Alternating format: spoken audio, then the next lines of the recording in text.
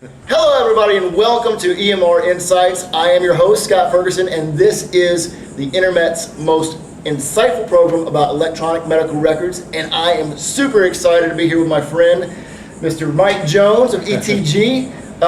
And Mike's been doing it as long as anybody in the business, but really they've been specializing in taking care of practices for 8 years with the technology side of things. Mike, tell everybody what you do and how you guys do it.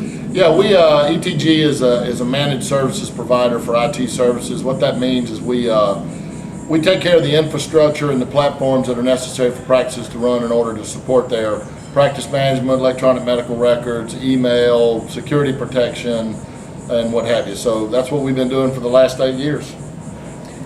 What is going on in the EMR space right now is there's so much information. There's an avalanche coming out. Folks, they've got to sort through a mountain of info and really don't have a whole lot of sources that are just the definitive source to get information. You have to cobble the pieces together. What is going on with practices that you've seen, that you help over time? If you look at where it's come from, where it is now, and where you think it's going, let's talk about that a little bit.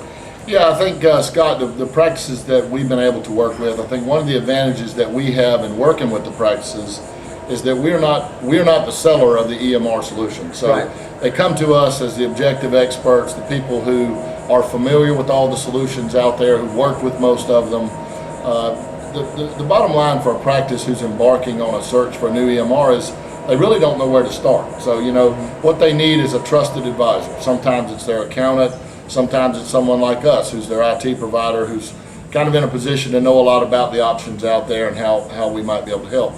So one of the first things that I tell physicians and administrators and practices we work with about software selection is this: you can have anything you want, you just can't have everything you want. I mean, that's the bottom line. So there's a lot of differences in these things out there. They've all got pluses and minuses, bells, whistles, things like that. But what I try to do is give them a good view of the landscape that they're about to enter. I tell them more about what it takes to be successful with an EMR implementation, which is far beyond just what software you select. That's a big step, but it's only one step, and it's really one of many steps that it takes to be successful. So when I'm counseling with physicians or administrators, the first thing I try to do is gauge the physician's commitment, because without the commitment of the physicians, it's not going to succeed. It's a top-down deal. It's got to start there, because the physicians will drive all the decisions and all the outcomes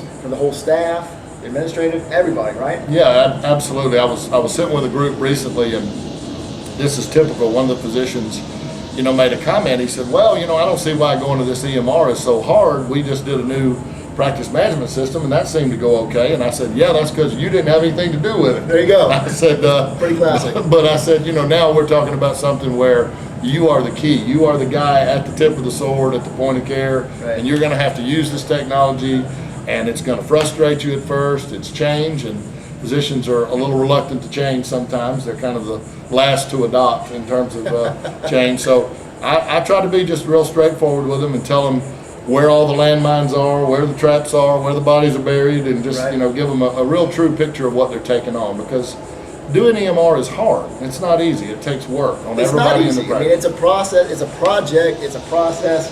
I've said before, it's not like having your lobby redone where you can just assign it to somebody and they show up and it's done on a Monday or a Tuesday after you've been out of the office for a week at the beach. I mean, this is something that you've got to be fully engaged in, fully involved in, and it takes a lot of decisions to get to the right solution, right? It really does.